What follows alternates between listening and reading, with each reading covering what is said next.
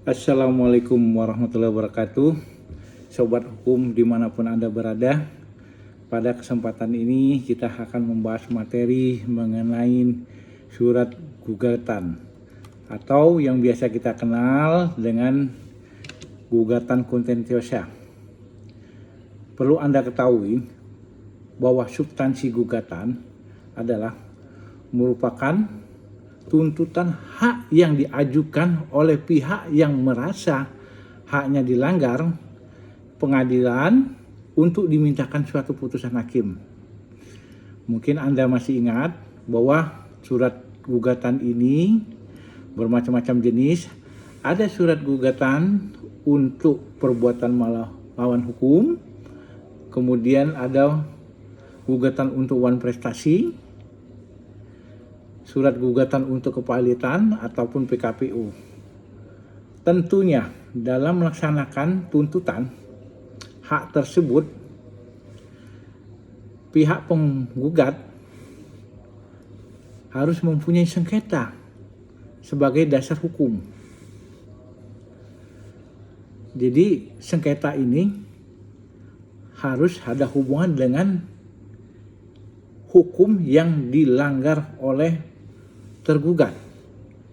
Nah, pada kesempatan ini kita akan membahas mengenai isi surat gugatan. Isi surat gugatan secara substansi berdasarkan pasal 8 nomor 3 ayat 3 RP menentukan bahwa surat gugatan harus berisi mengenai 1. Surat gugatan harus ditujukan dialamatkan kepada pengadilan negeri sesuai dengan kompetensi relatif, harus jelas dan tegas PN yang dituju. Jangan sampai salah alamat atau berada di luar wilayah hukum yang berwenang untuk memeriksa yang mengadilin. Yang kedua, dalam surat gugatan diberi tanggal. Memang dalam KUH Perdata tidak dijelaskan, tidak diatur mengenai pemberian tanggal. Tapi demi untuk kepastian hukum, penandatangan surat gugatan harus diberi tanggal. Sehingga apabila timbul masalah pada saat penandatangan surat gugatan berhadapan dengan surat kuasa dapat diselesaikan. Jadi begini, kadangkala surat gugatan itu cacat secara formil karena tanggal surat gugatan lebih terakhir dari tanggal surat kuasa. Seharusnya surat kuasa dahulu baru surat gugatan. Kemudian isi surat gugatan nomor 3 tadi, identitas para pihak. Jadi harus menguraikan mengenai identitas pihak yang berperkara, baik itu identitas penggugat ataupun identitas tergugat. Nah, apa saja isi dari identitas? Nama, alamat, tempat tanggal lahir, warga negara. Yang keempat, dalam surat gugatan juga harus ada fundamentum petendi atau posita. Mungkin dalam pembahasan sebelumnya kita belum diajarkan mengenai ini. Jadi fundamentum atau posita ini adalah merupakan dalil-dalil konkret tentang adanya hubungan hukum yang merupakan dasar serta alasan-alasan daripada tuntutan. Jadi posita ini berisikan fakta hukum yang terjadi, yang dialami penggugat, yang merupakan duduk perkaranya dan berisikan mengenai uraian tentang hukuman. Jadi posita ini fakta hukum, peristiwa hukum, landasan hukum itu harus disusun secara sistematis sesuai dengan kaidah. Selanjutnya, di dalam surat gugatan kontentiosa harus ada namanya tuntutan atau petitum. Apa sih petitum itu? Petitum adalah apa yang oleh penggugat dimintakan atau diharapkan agar diputuskan oleh pengadilan. Perlu diperhatikan bahwa antara posita dan petitum harus ada hubungan yang jelas. Petitum dalam gugatan berbentuk ada petitum tunggal dengan perincian yang dituntut. Kemudian ada petitum yang berbentuk subsidiaritas yang terdiri dari primer dan subsidiar, masing-masing dirinci satu persatu. Oke, tadi isinya. Sekarang kita bahas mengenai format, bentuk dan format surat gugatan. Bentuk dan surat gugatan sebenarnya tidak ada ketentuan baku yang mengatur. Namun hendaknya surat gugatan dibuat dengan memperhatikan format, etika, dan nilai-nilai keindahan dan kebersihan. Surat gugatan yang baik adalah surat gugatan yang dapat menimbulkan opini dan perasaan hakim bahwa penggugat adalah orang-orang yang benar mendambakan keadilan dan keinginan menegakkan keadilan. Jadi harus benar-benar bisa meyakinkan hakim bahwa kita menggugat atas hak kita yang dilanggar, kita meminta keadilan. Nah, dalam surat gugatan juga perlu diperhatikan syarat-syarat formil. Syarat-syarat formil ini adalah suatu keharusan yang tidak boleh terabaikan. Pelanggaran yang terhadap hal ini mengakibat gugatan mengalami cacat formil. Jadi syarat formil ini sangat penting sekali yang bisa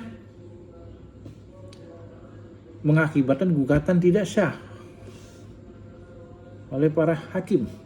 Jadi gugatan yang demikian harus dinyatakan tidak dapat diterima atau tidak berwenang diadili oleh hakim kalau sudah cacat formil.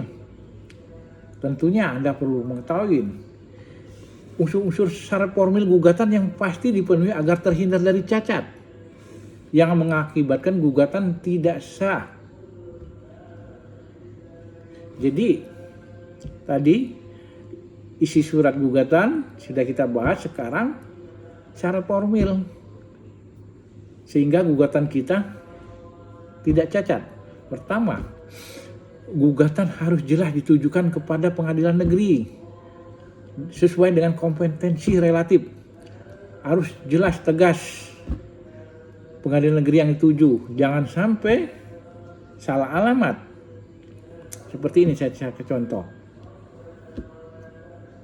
Pihak penggugat harus menunjukkan surat gugatan ke pengadilan di mana alamat domisili pihak tergugat. Jangan sampai domisili pihak tergugat misalnya di Jakarta Barat, kita mengajukan surat gugatan di Jakarta Selatan. Tentu salah alamat. Nah, yang kedua, identitas harus jelas disebutkan. Identitas pihak penggugat harus jelaskan di mana alamatnya, warga negaranya. Nah, kalau seandainya penggugat ini adalah badan hukum, alamat mana yang dipakai? Yang dipakai adalah alamat sesuai dengan akta otentik, yaitu akta pendirian atau perubahan yang terakhir. Nah, alamat pihak tergugat bagaimana? Alamat tergugat adalah bisa saja KTP, NPWP, atau tempat domisili dia terakhir tinggal. Kemudian, biar tidak cacat formil, jadi surat gugatan bisa saja dianggap error in persona. Error in persona. Suatu gugatan dianggap error persona apabila surat gugatan ini dibuat orang yang belum dewasa atau yang bukan mempunyai kepentingan, atau pihak penggugat atau kuasa yang tidak mendapatkan surat kuasa baik secara lisan ataupun syarat kuasa khusus. Nah, ini dianggap bisa saja cacat formil. Kemudian pihak tergugat ditarik padahal tidak ada hubungan. Orang digugat sebagai pihak tidak lengkap juga bisa, jadi tidak ada hubungan dengan kasus yang terjadi atau terkait. Ya, kemudian gugatan bisa cacat formil apabila gugatan tersebut kabur atau gugatan tidak jelas, atau istilahnya adalah obscure libel.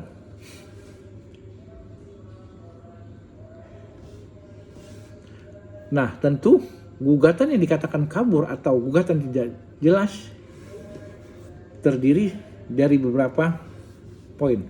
1. Posita tidak menjelaskan dasar hukum kejadian yang mendasarkan gugatan. Begini, Anda menggugat, tapi tidak ada hubungan hukum yang dilanggar.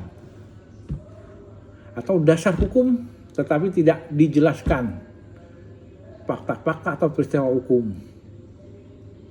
Sehingga ini dianggap sebagai gugatan kabur. Yang kemudian tidak jelas objek yang disengketakan. Contohnya, ada gugatan mengenai perbuatan melawan hukum atau gugatan terhadap orang prestasi, tidak menyebutkan objek, letak, lokasi, tidak jelas batas ukuran dan luas yang dijadikan sengketa hukum. Kemudian gugatan yang bisa kabur adalah ada penggabungan dua atau beberapa gugatan yang masing-masing berdiri sendiri.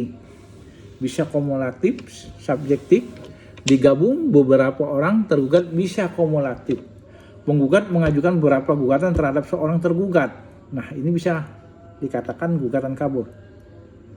Kemudian ini yang sering kita ketemukan antara posita dan petitum saling bertentangan. Nah, jadi posita tidak nyambung dengan petitum. Bisa saja petitum tidak dirinci tapi hanya berupa kompositor. Kemudian apa lagi gugatan yang bisa dikatakan kabur? Ada kasus yang sudah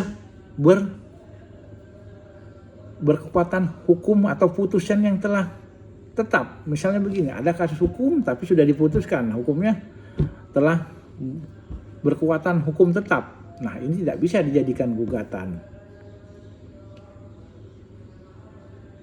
Kemudian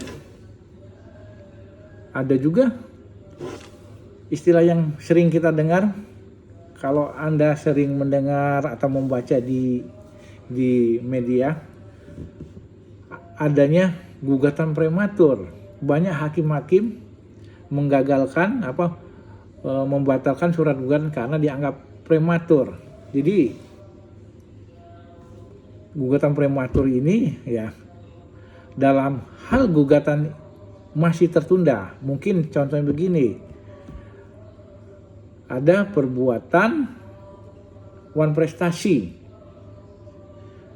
Seorang tidak membayar hutang padahal hutang tersebut belum jatuh tempo. Nah, pihak penggugat, pihak pemberi hutang melakukan gugat padahal belum selesai periode prestasinya.